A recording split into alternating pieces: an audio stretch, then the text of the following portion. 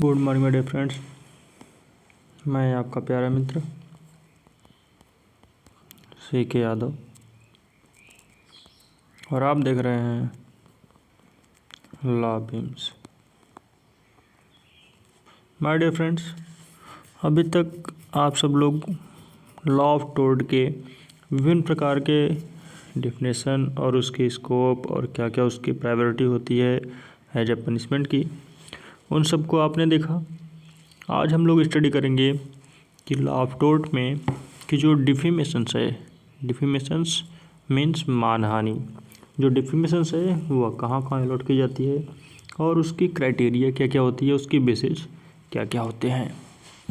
तो अगर आप मेरे चैनल पर नए हैं तो ज़्यादा से ज़्यादा लाइक करिए, शेयर करिए और सब्सक्राइब करिए और इसे 1000 व्यूज़ तक पहुंचा दीजिए। मैं आपका प्यारा मित्र CK यादव। तो चलिए शुरू करते हैं आज का अपना पहला क्लास, डिफेमेशंस। डिफेमेशंस मीन्स सभी को पता है मानहानि, इट आल्सो कॉल्ड डिफेमेशंस, मतलब मानहानि को ही हम इंग्लिश में डिफेमेशंस कहते हैं। आप सभी जानते हैं कि जो डिफेमेशंस है, ठीक है, जो डिफेमेशंस है वह अपने इंडिया में अलग अलग वर्ग पर अलग अलग तरीके से लगाई जाती हैं। आज हम लोग बात करेंगे कि टोर्ट में जो आपका लॉ ऑफ टोर्ट है, टोर्ट में किस प्रकार की डिफेमेशंस लगाई जाती है, किस प्रकार की मानहानि लगाई जाती है, इसके बारे में हम लोग स्टडी करेंगे। तो चलिए स्टार्ट करते हैं अपना पहला लेक्चर, डिफेमेशंस। सबसे पहले एलिमेंट्स ऑफ डिफेमेशंस। डिफेमेशंस के एलिमेंट्स क्या हो सकता है। Defamations occurs when the defendants make a defamatory statements, मतलब जब कोई डिफेंडेंट क्या करेगा, किसी प्रकार की डिफेमेटरी स्टेटमेंट देगा, स्टेटस देगा, and concernings the plaintiff with publications to third party, और वह कॉन्सर्न करेगा किसी थर्ड पार्टी को। तो इस अवस्था में in matter of public concerns there are additional requirements of the fault, और इस तरीके से वो एडिशनल रिक्वायरमेंट होगा ऑफ द फॉल्ट का। एंड फॉल्सिटी, फॉल्सिटी मतलब बहुत ही झूठा।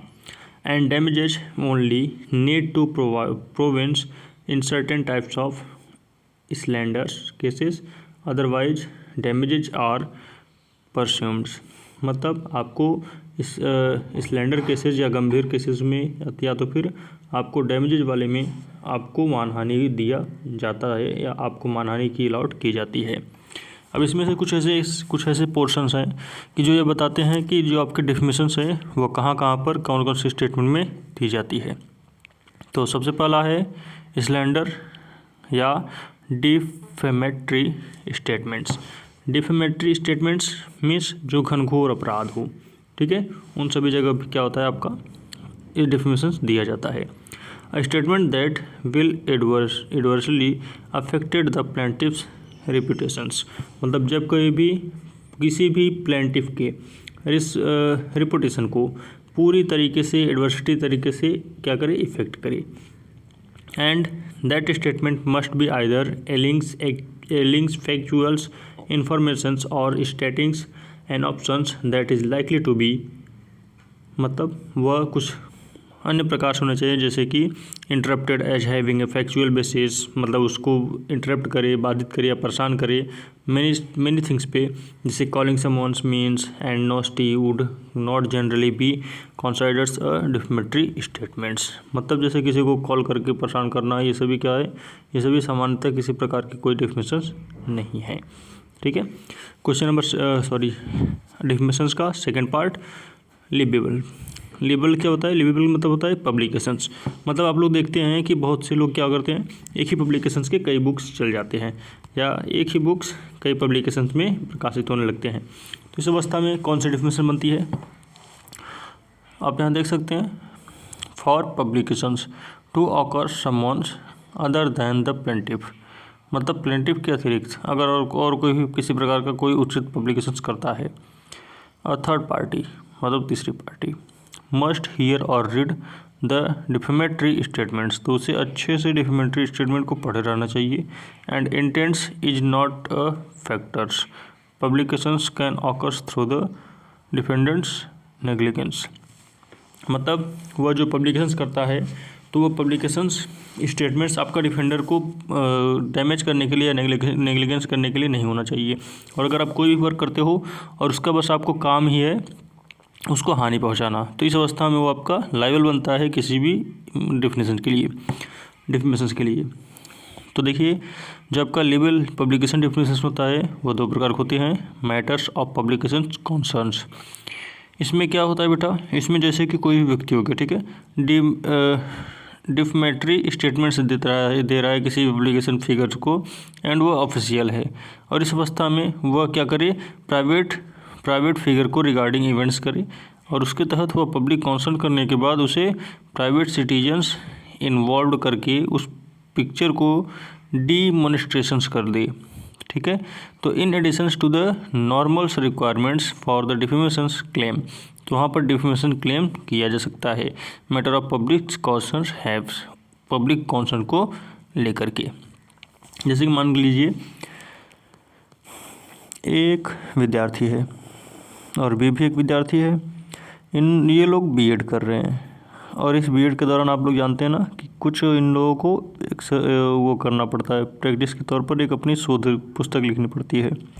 तो इस अवस्था में इसने एक बुक लिखा, द थिप्स स्टोरी, मान लीजिए थिप्स स्टोरी, ठीक है, और इसी का इसने कॉपी करके लिख दिया अ ब्रॉडर, क्या लिख दिया, अ ब्रॉडर। तो इस अवस्था में दोनों की अगर स्टोरी सेम है, ठीक है, दोनों की अगर स्टोरी सेम है तो यहाँ पर मैटर ऑफ पब्लिक कॉन्सर्न होगा, ठीक है। अब जरा इसमें देख लेते हैं, जो कॉन्सर्न्स होते हैं उसमें कुछ फॉल्टेज भी होती हैं, मतलब कुछ ऐसी चीज़ें होती हैं जो बाय द फॉल्ट या बाय द एक्सीडेंट्स बन जाता है, बाकी और कोई मैचिंग नहीं होता। तो इस अवस्था में क्या होगा, फॉल्ट, गलती। The plaintiff must prove that, plaintiff को यह बात बतानी पड़ेगी कि the defendants acted with the certain levels of fault, कि उसने बहुत से फॉल्ट किए थे और उस संशोधन के लिए for public figures of the officials and standards and the reckless digressed for the truth, और उसकी सच्चाई को सामने लाने के लिए for private figures regarding events that are public concerns a simple negligence standard applies, और इस कारण उसे सिंपल नेग्लिजेंस स्टैंडर्ड्स अप्लाइज करना पड़ा। कहने का मतलब है कि जैसे आपको बताया ना कि ए और बी ने एक पुस्तक लिखी और इसने लिखा द थिप स्टोरी, ठीक है, थिप स्टोरी, और इसने इसका नाम क्या रख दिया, द ब्रॉडर, क्या नाम रख दिया, ब्रॉडर। आप सपोज कीजिए किसने इसकी पुस्तक की सेम स्टोरी लिख दी, जिसने जैसे ए ने लिखा था वैसे बी ने भी वही स्टोरी लिख दी।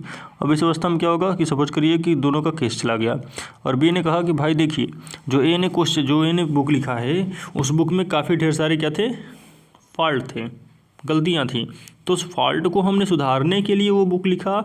मेरा उद्देश्य उसे किसी प्रकार से लेवल्स करना नहीं था, मतलब पब्लिकेशन का टोट करना नहीं था, सिर्फ मेरा वर्क था उसे संशोधन करके अच्छे से अच्छे रूप में लोगों तक पहुंचाना। तो इस अवस्था में वह जो भी होगा वह लायबल होगा किसी भी पब्लिकेशंस के लिए, लेकिन उसे किसी प्रकार का डिफेमेशंस नहीं देना होगा, क्योंकि बी का मेन पर्पज़ क्या था कि पब्लिक जो हो उसे अवेयरनेस हो और उसे अच्छे से पढ़ सके और उस भाषा को समझ सके। तो इस अवस्था में बी को कोई सजा नहीं होगी। अब जरा बात करते हैं फॉल्सिटी डिफेमेशंस। ये क्या होता है, the plaintiff must prove that the defamatory statements are false, मतलब इसमें जो प्लेंटिव होता है बेटा उससे यह प्रूव करना पड़ता है कि भाई आप प्रूव करो कि मैंने जो स्टेटमेंट दिया है वो गलत है, ठीक है, ये होता है falsity. Next, damages requirements for slender versus labels, मतलब कौन कौन से डैमेज होते हैं जो आपके स्लेंडर्स और लेबल से अलग होते हैं। तो सबसे पहला, slander is spoken defamations whereas, slander जहाँ तक कि आपका एक प्रकार का माना जाता है एक अपराध, लेबल्स मतलब पब्लिकेशन संबंधित, मतलब स्लेंडर आपका पब्लिकेशन संबंधित एक अपराध माना जाता है या मानहानि मानी जाती है। तो आप समझ गए, जो स्लेंडर होता है वह आपका एक पब्लिकेशंस प्रकार का डेफिनेशन होता है, अर्थात डेफिनेशन मतलब मानहानि होती है। इस डेफिनेशंस इन अ मोर परमानेंट फॉर्मेट्स, मतलब ये विभिन्न प्रकार के परमानेंट फॉर्मेट हो सकता है, मतलब मेन करके यह कैसा होगा, यूजुअली राइटिंग होगी, ठीक है। मतलब पब्लिकेशन प्रकार की जो डिफिनेशन होगी वो आपका लेबल या स्लैंडर डिफिनेशन कहलाता है। सॉरी, थोड़ी मिस्टेक हो गई, जरा फिर से देखिए। जो स्लैंडर होता है वो स्पोकन डेफिनेशन होता है, ठीक है। स्लैंडर कैसा होता है, स्पोकन डेफिनेशन, और जो लेबल होता है वो रिटन डेफिनेशन होता है। And second, the category of slanders where there is no obligance for the plaintiffs to prove, मतलब जो आपका स्लैंडर होता है, स्लैंडर वह स्पेशल्स कैटेगरीज होती हैं, ठीक है।